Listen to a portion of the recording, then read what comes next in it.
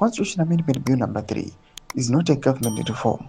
It is not a modernization exercise. It is not a thoughtful constitutional evolution informed by regional best practice and genuine national consensus.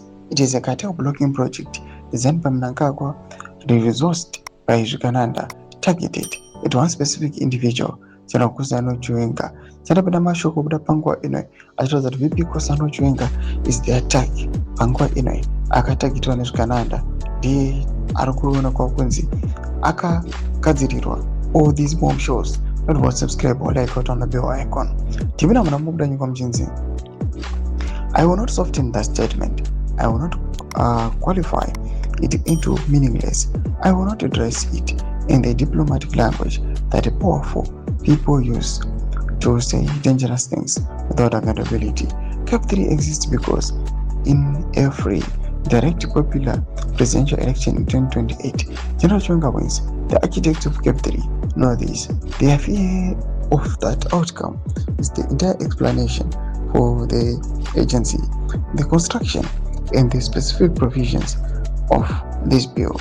Remove the direct popular vote, replace it with parliamentary selection, control the parliamentary numbers through party machinery, patronage networks, and according to the intelligence circulating in our political ecosystem, financial inducement from the cartel interest that have the most to lose from a Chiwenga presidency.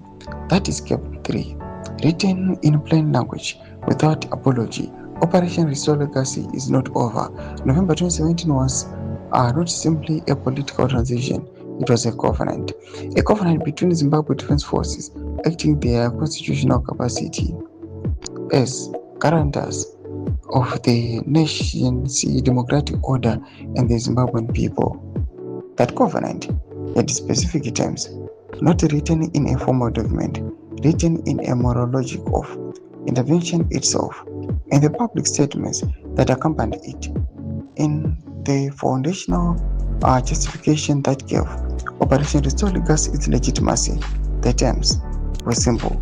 Zimbabwe would be rescued from an illegitimate succession manipulation. Constitutional order would be restored. The nation's resources would be protected from the cartels that had been systematically looting them. The people's democratic rights, including and specifically their right to directly elect their president, would be safeguarded. How many of those terms have been honored? The succession manipulation was stopped. Credit where it is due. Everything else, the cartel resources, the democratic rights, the constitutional safeguards, is now under assault from the very administration that Operation Restore Legacy installed. Doma developments are kuda panguwa ino is bad news for Zimbabwe.